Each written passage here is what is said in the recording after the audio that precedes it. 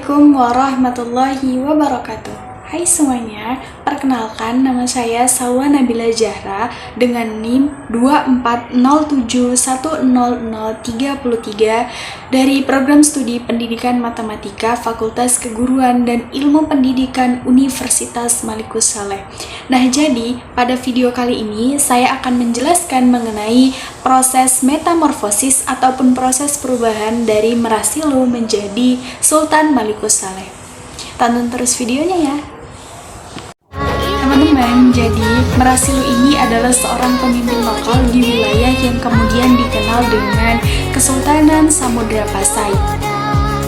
Merasilu mengalami perubahan besar ketika Mamaluk Islam setelah bertemu dengan para pedagang dan ulama dari dunia Islam.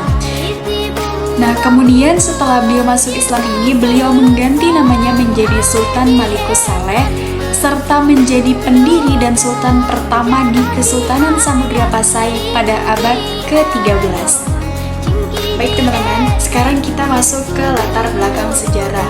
Nah, Kesultanan Samudra Pasai sendiri ini adalah kerajaan Islam pertama di Nusantara yang berdiri pada abad ke-13. Sebelum menjadi kerajaan Islam, wilayah Pasai ini terdiri dari kerajaan-kerajaan kecil yang masih dipengaruhi oleh kebudayaan Hindu-Buddha. Islam mulai masuk ke wilayah ini melalui jalur perdagangan terutama dari Gujarat, Persia, dan Arab.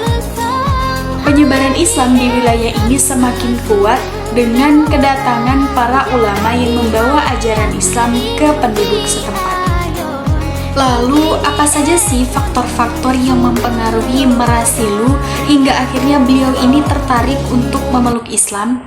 Nah, jadi faktor yang pertama itu ada pengaruh Islam dan perdagangan. Samudra Pasai terletak di jalur perdagangan internasional yang menghubungkan dunia Islam dengan Nusantara.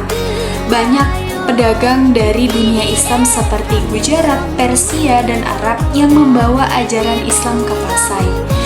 Nah, melalui interaksi perdagangan tersebutlah Merasilu dan masyarakatnya mulai mengenal Islam serta mulai tertarik untuk mengadopsinya. Kemudian faktor yang kedua yaitu peran ulama dan dakwah Islam. Ulama dan mubalik Islam sangatlah berperan penting dalam menyebarkan ajaran Islam di wilayah Kesultanan Samudra Pasai.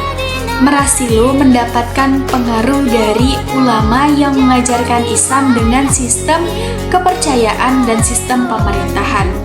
Keputusan Merasilu untuk memeluk ajaran Islam serta mengganti namanya menjadi Sultan Malikus Saleh semakin memperkuat legitimasi pemerintahannya.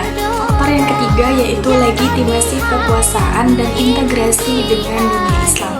Dengan mengadopsi Islam, Merasilu mendapatkan dukungan dari para pedagang dan pemimpin Islam di kawasan Asia Tenggara.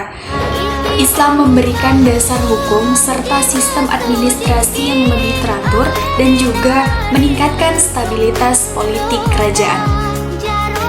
Kemudian, ada beberapa dampak yang terjadi semenjak Merasilu ini berubah menjadi Sultan Malikus Saleh. Dampak yang pertama yaitu berdirinya Kesultanan pertama di Nusantara. Samudra Pasai ini menjadi kesultanan pertama yang berdiri di Nusantara serta menjadi pusat penyebaran Islam di kawasan tersebut. Kemudian dampak yang kedua yaitu sistem perdagangan maritim. Kesultanan berkembang menjadi pusat perdagangan rempah-rempah dan emas yang menarik perhatian para pedagang dari Arab, India, dan juga Cina.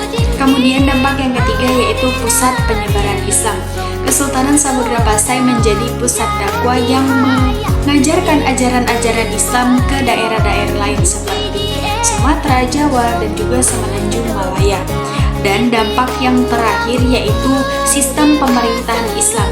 Kesultanan mengadopsi hukum Islam dan juga sistem pemerintahannya, termasuk penggunaan syariat Islam dalam hukum dan administrasi.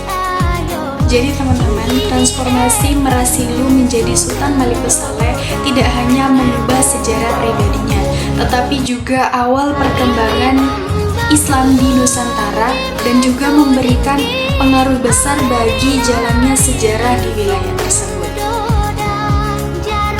Mungkin Itu saja yang dapat saya jelaskan mengenai proses metamorfosis Merasilu menjadi Sultan Bani Saleh. Semoga apa yang saya sampaikan bisa menambah pengetahuan teman-teman tentang Merasilu. Sekian presentasi dari saya. Apabila ada kesalahan, saya mohon maaf. Wabillahi taufiq wal hidayah. Assalamualaikum warahmatullahi wabarakatuh.